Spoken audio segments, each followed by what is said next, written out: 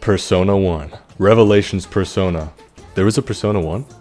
All things you might have heard in regards to the first game in the critically acclaimed Shin Megami Tensei spin-off series, Persona. September 20th, 1996, Revelations Persona was released on the PS1 to rave reviews, but how does it hold up now in a post-Persona 5 Royal world? To answer this question, I went back and played the game that started it all. This video will mainly focus on the PSP re-release of Persona 1, which came out in 2009, but I will go over the version differences as it is relevant to the topic, and more thoroughly at the end of the video. Also for this video, I will mainly be talking about the Sebek route of the game, because while the Snow Queen quest is canon, it is the route most people decide to go on a second playthrough. Because this video is aiming to tell you if you should even give the game a try, I will focus on the route most people are familiar with. So, without any further ado, let's jump into the game, starting with the gameplay.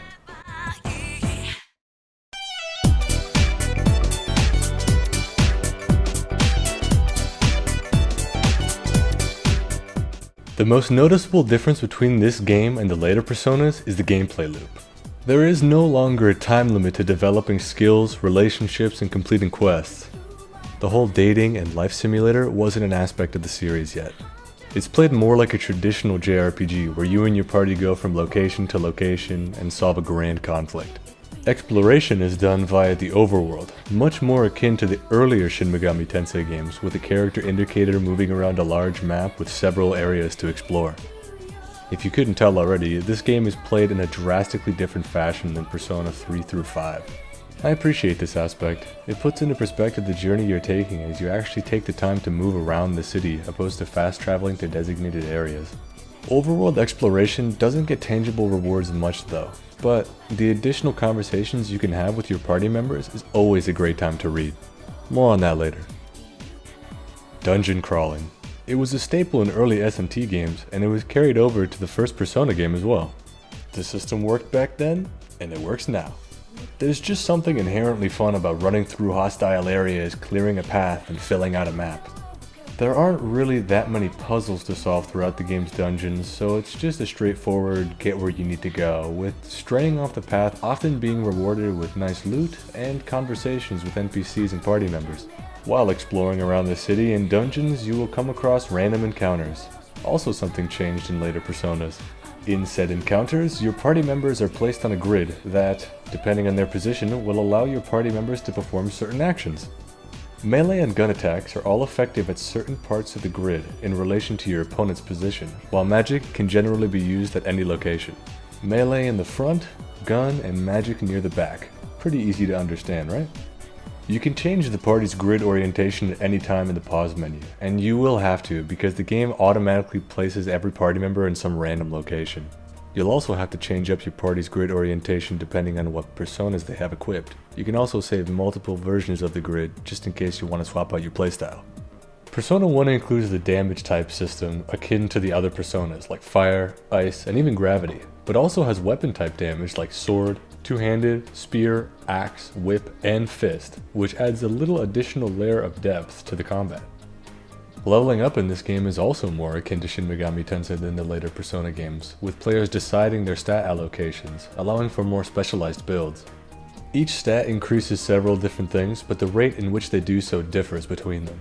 It's a pretty standard affair, generally strength for melee fighters, vitality for more tanky boys, dexterity for magic users, agility for speed and accuracy, and luck for crit chance. Every time I play this game, I dump all my stats in agility. Then, I max out dexterity so I can just mow people down with my gun. Personas also rank up in this game, meaning the more spells of theirs you use, the more they'll acquire. Ranking up personas can be slightly annoying with the time investment and initial pittance of battle options, but at the same time, it's oddly satisfying when you reach max rank and have access to their full repertoire of spells and abilities to scratch that completionist itch. Personas are also not only used by all your party members, which is pretty standard, but also able to be switched out by every party member. Looks like everyone is a wild card in this game. Each persona has a certain skill set, stats, and affinity to be used by specific party members depending on their assigned tarot card, making them more or less effective based on this little icon here. Speaking of personas and stats, remember earlier when I said I dumped all my points into one stat? Well, yeah, I really meant every single point. In this game, depending on what persona you have out, the game calculates the highest stat between them and the character. So while you may be thinking having 99 in agility and otherwise base stats would be a terrible idea, in most games, you would probably be correct, but most personas have a well-rounded stat distribution, so you don't have to worry about it. All that being said, the gameplay is a little bit dated. I found myself auto-battling most of the enemies and fusing new personas just whenever I felt like it. The game is pretty easy, all things considered, especially if you choose Raidou as your 5th party member, who seems to never be able to die and is a powerhouse of destruction throughout the game. He also seems to say all the right things when you're communicating with demons. I like it, Kaji. The only part of the game when the difficulty increases noticeably is the final boss, which forced me to grind out levels to be able to equip each party member's secret true personas. Speaking of leveling up in Persona 1, you gain XP based on performance during battle. Dealing damage with weapons and spells, as well as healing and supporting allies are all taken into account when divvying out the XP. This makes logical sense when you think about it, but inevitably some characters will be leagues above others, which leads to problems later on in the game. Since any character can switch personas, it makes it a little less frustrating, but when Mark is 10 or more levels behind Maki and the MC, it feels like such a chore to train him up after all this time. You can ignore it for the most part, because this game is extremely easy and only really requires Maki and the MC to steamroll most of the encounters with ranged attacks and magic. Unfortunately, you will need the party to be at a relatively uniform high level to equip their super personas at the end of the game. But by then, grinding is made pretty trivial by the use of scorching tablets in the casino to teach one of your personas Megidolon, I don't know, a spell that deals heavy nuclear damage to all enemies. If you just have one party member spam this ability over and over, you can funnel all the XP onto them and level extremely quickly without having to worry about Reflect. Speaking of Reflect damage, it seems to be everywhere throughout the game. Reflect and Null seem to be on at least a few enemies in every area throughout the mid and late game.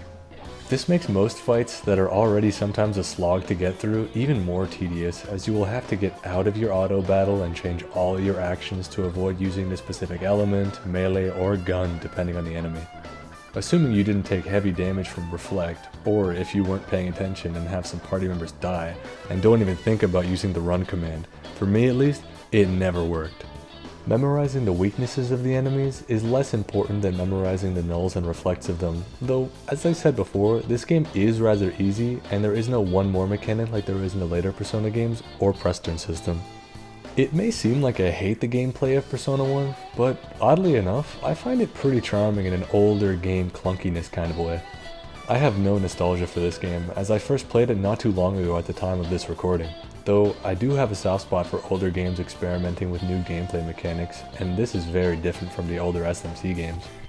If it was more difficult, I would probably have more gripes with it, but I got through the game with almost no frustration and had a good time checking out all the enemy designs and unique Persona attack animations. That about wraps up my thoughts on the combat and gameplay of Persona 1, but before we move on to the next segment, let me quickly go over the optional 5th party members and rank them. So, in order of least useful to most, Hidehiko Uesugi, or Brown. Found in the prison, main arcana is Justice, secondary arcana is Hanged Man, Moon, and World. He uses spears and submachine guns. Brown can make a pretty good backline gunner, but his persona pool is a bit lackluster. Eriko Kirishima, or Ellie, found in the subway. Main arcana is Judgment, secondary arcanas are Lovers, Temperance, Star, Hermit, and Sun. She uses one-handed swords like rapiers and rifles.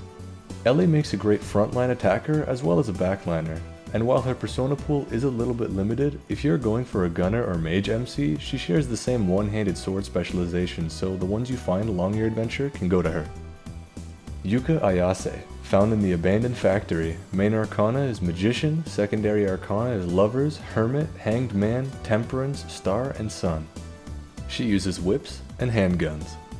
Ayase has an amazing pool of personas to choose from, and makes a great all-around spellcaster. And finally, if you've been paying attention to the review so far, you already know what the last party member is going to be, right? That's right, Reiji Kido, found in many places throughout the beginning of the game, but ultimately recruited in the art room of St. Hermelin.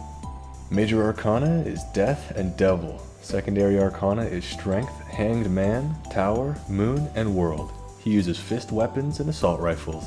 This guy is a beast that lays out enemies flat and never seems to take much damage, let alone die. He is a little bit of a pain to recruit, and you will have to get through a good portion of the early game with just 4 party members. But for your efforts, you will be rewarded with by far the best party member for fighting as well as negotiating with demons. All the party members in this game are good, so take that list with a grain of salt. And like I said, this game is pretty easy, so ultimately choose whichever character you like the most and get the optional dialogue from them.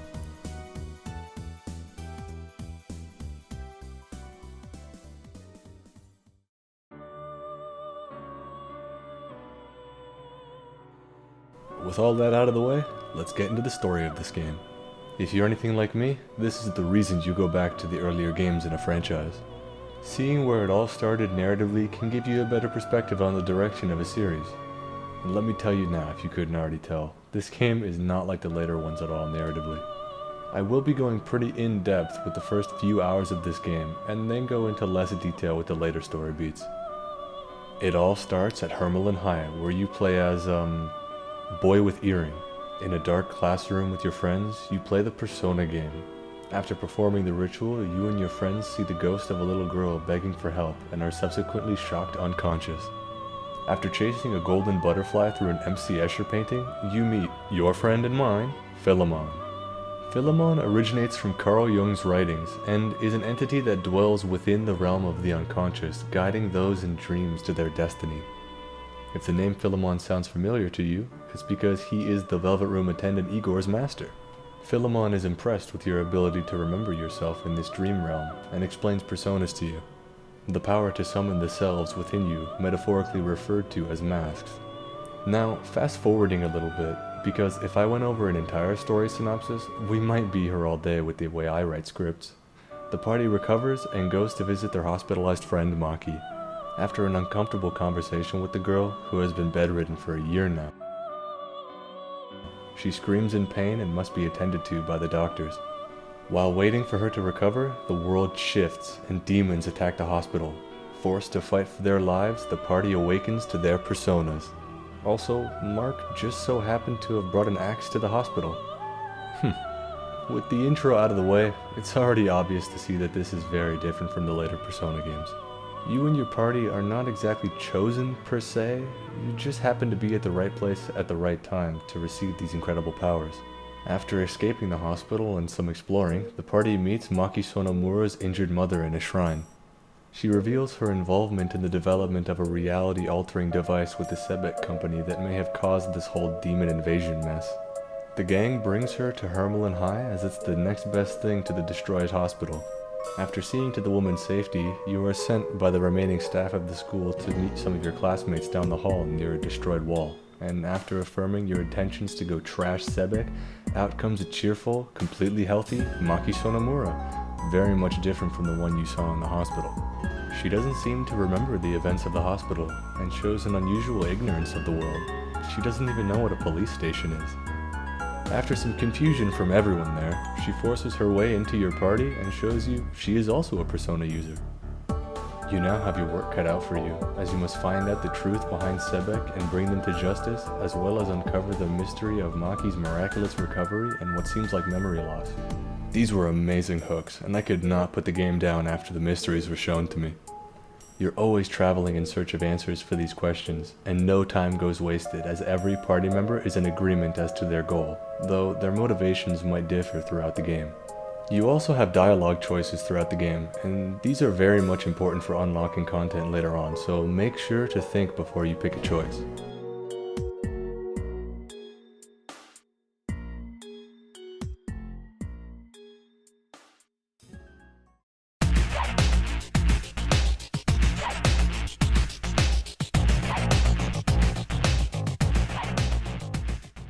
After these events, the game starts to open up properly, and you enter your first dungeon, as well as gather up your permanent party members.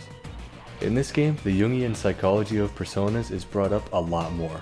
The whole game is based around the collective unconscious. Each persona is attributed to a certain tarot card emblematic of its general meaning. The personas in this game represent the feelings and emotions all humans express throughout history, portrayed through the archetypes Jung posits are the universal inborn models of the self. While a character might be able to use many different personas, only those of specific arcana are best utilized by them so as to represent the archetypes most represented within the personality of that individual. Much like in reality, we mask ourselves in persona based on our surroundings, and are comfortable with some more than others. In the game, this is represented through mythological creatures indicative of said disposition, representing you in battle with the otherworldly. This is something still represented in the modern personas, but Persona 1 drew much more directly from Jung in his writings to the characters of the game. If you couldn't tell already, this game revolves almost entirely around Maki Sonomura and her struggle, but that doesn't mean your party gets shafted. A gripe many people have with the game is that the development of your party members is almost entirely relegated to the optional dialogue you can have with them upon entering a safe area. And while that's not entirely true, I can totally see where they're coming from. The dialogue within these interactions serve their purpose well. They give each character a unique perspective on any given situation and the story as a whole. With this system, in order to learn all that you can about these characters, you should make it a habit to speak to every single one of them whenever possible. There are even unique interactions between characters at certain points in the game depending on the composition of your party, which is an amazing touch and adds a surprising amount of replay value to see if any new information is revealed depending on the chosen party. After infiltrating Sebek with your party, you confront the man behind all this, known as Takahisa Kandori. He, alongside Maki's mother, created the Deva system in order to alter reality. After dealing with him, with his dying breath, he reveals the Maki you are traveling with is known as the ideal Maki, a version of the young girl modeled after her idea of personal perfection. This is most likely in reference to Platonic idealism. Greek philosopher Plato argued that within the mind exists the ideal version of all things divorced from the external world. To put it simply, this Maki is the real Maki's idea of what Maki should be if she was perfect. Are you following? After this revelation, you are transported to an alternate version of the city where you meet up with other representations of Maki's psyche and attempt to mend the poor girl's broken spirit and return to the normal world. And that is as far as I'll go with the story. If any of that piqued your interest, go ahead and play the game.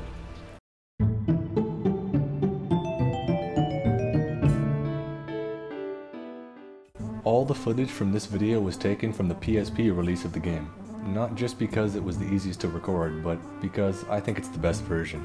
The PlayStation version is lacking in many ways, most obviously being the alternate story path, the Snow Queen route, which allows the usage of new party members for even more character development in addition to the almost entirely new game. The music is the most intensely debated difference between the two, but both versions have a fantastic soundtrack. The PSP version has a more J-pop style in line with the newer personas, while the PlayStation music fits the mood of the game better and generally is more intense. Here's a couple examples. This is the battle theme from the PSP version.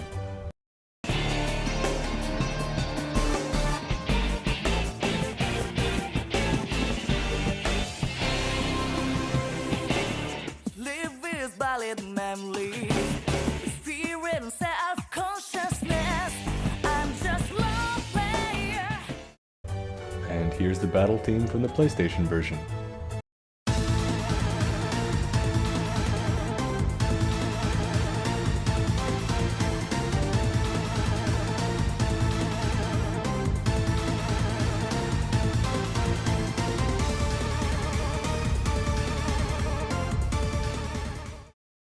Next I'll share the Kamo Palace theme, one of my favorite dungeons for the game. This is the PSP version.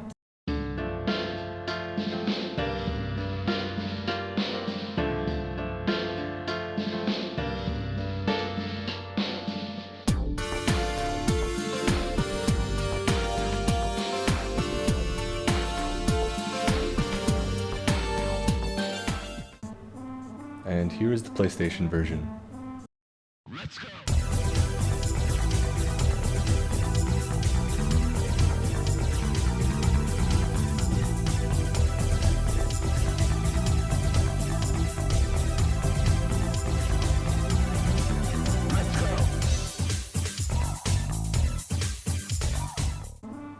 If I had to choose, I would say I prefer the PlayStation versions, and it seems like many people on the internet felt the same way due to Persona 2's re-release keeping the music from the original PlayStation version. The overworld got revamped and random battles were removed outside of the dungeons, which is a welcome change. The PlayStation version takes place in America so as to better relate to the Western audience, which is mostly a cosmetic change, while there is some strangeness with yen to dollar conversions, and Mark is black. Huh.